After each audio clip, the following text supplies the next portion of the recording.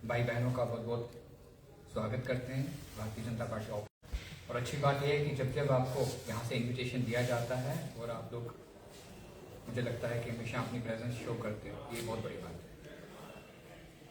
जैसा कि जम्मू कश्मीर में असेंबली का सत्र शुरू हो चुका हुआ है और कल असेंबली के अंदर ऐसी बातें हुई जो मुझे लगता है कि जम्मू कश्मीर की असेंबली में कभी भी इस तरह की बातें नहीं की गई।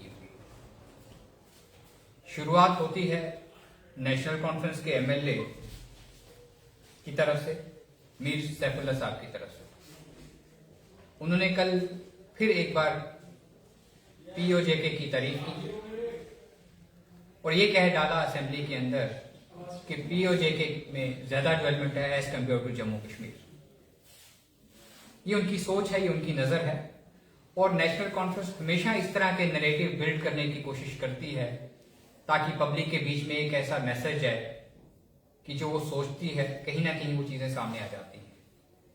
और मजे की बात ये रही कि उमर अब्दुल्ला साहब ने भी उनकी बात के ऊपर जो टिप्पणी दी, उन्होंने ये कह डाला कि अगर वहां पे डेवलपमेंट हो रही है तो चाइना की तरफ से हो रही है, चाइना ने डेवलपमेंट की है पीओजेके में। मुझे नहीं लगता कि चाहे उमर साहब की बात की जाए, चाहे उनके इस एमएलए की बात की जाए, किस नजर से उनको वहां पे डेवलपमेंट दिखी। पीओजेके का बद से बदतर हालात हैं। पीओजेके के लोग रोज प्रोटेस्ट करते हैं, भारत का तिरंगा लेके प्रोटेस्ट करते हैं और वो ये कहते हैं कि हम बिना किसी शर्त में भारत के साथ रहना चाहते हैं, भारत में जाना चाहते हैं। ना वहां पे सड़कें हैं, ना वहां पे बिजली है, ना वहां पे पानी है पीने के लिए। और अगर खाने की चीजों की बात की जाए तो वो हालात हैं कि मुझे लगता है कि पाकिस्तान से ज्यादा महंगाई वहां पे। ये चीजें सामने, अगर मीडिया में आप देखोगे, न्यूज चैनल्स पे ये चीजें सामने आती हैं, वहां के प्रोटेस्ट सामने आते हैं।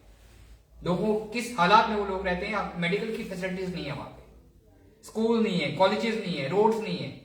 लेकिन बदकिस्मती ये है कि नेशनल कॉन्फ्रेंस के एमएलए को वहां पे डेवलपमेंट नजर आई। कौन सा चश्मा लगा के, कौन से ग्लासेस लगा के वो पाकिस्तान की तरफ देखते हैं, ये चीज समझनी पड़ेगी। इस तरह के नैरेटिव उनको बिल्ड नहीं करने चाहिए अवाम के बीच में। अवाम को गुमराह करने की बात नहीं करनी चाहिए। और मैं आज भारतीय जनता पार्टी के ऑफिस से ये चीज कहने में मुझे कोई भी ऐसी झिझक नहीं होगी कि उमर साहब को माफी मांगनी चाहिए पूरे जम्मू कश्मीर के अवाम से और असेंबली में, क्योंकि उमर साहब चीफ मिनिस्टर हैं, नेशनल कॉन्फ्रेंस के हेड हैं, यूनियन टेरिटरी के पहले सीएम हैं और इस तरह की बात उनके एमएलए की तरफ से आनी, लगता है कि आपस में उनकी मिली भगत है। और ये नेशनल कॉन्फ्रेंस हमेशा इस तरह की बातें करती रही है। अगर पास देखेंगे तो नेशनल कॉन्फ्रेंस ने हमेशा झूठ के सिवा, इस तरह के नैरेटिव बनाने के सिवा कुछ नहीं किया। एक बार फिर जम्मू कश्मीर के लोगों को गुमराह करने की कोशिश की गई है। आज तो ये बात भी कहते हैं कि मैं ये काम नहीं कर सकता, वो काम नहीं कर सकता, हमारे पास वैसी पावर्स नहीं है। जब वो इलेक्शन लड़ रहे थे, उमर साहब समझते थे कि यूनियन टेरिटरी में इलेक्शन लड़ रहे हैं और अगर वो सीएम बनेंगे तो उन्हें मालूम है कि यूनियन टेरिटरी के अंदर सीएम के पास जो सरकार होती है उसके पास कितनी पावर्स होती हैं, पावर्स आती कहां से हैं। और इस तरह से लोगों को गुमराह करने की कोशिश नेशनल कॉन्फ्रेंस ने की है। भारतीय जनता पार्टी उसका विरोध करती है। उनके इस तरह के बयानों को हम सिरे से निकालते हैं और अवाम को गुमराह करने की जो बार बार इस तरह की कोशिशें करते हैं, वो चीज भारतीय जनता पार्टी कभी भी मंजूर नहीं करेगी। अगर इस तरह की बातें की गई तो मुझे लगता है कि भारतीय जनता पार्टी इसका विरोध भी करेगी और हम लोग प्रोटेस्ट भी करेंगे। हम किसी हद तक भी जा सकते हैं भारत देश की, जम्मू कश्मीर की, जम्मू कश्मीर के डोगरास के ऊपर भारतीय जनता पार्टी कभी भी आंच नहीं आने देगी। और मैं आज भारतीय जनता पार्टी के कार्यालय से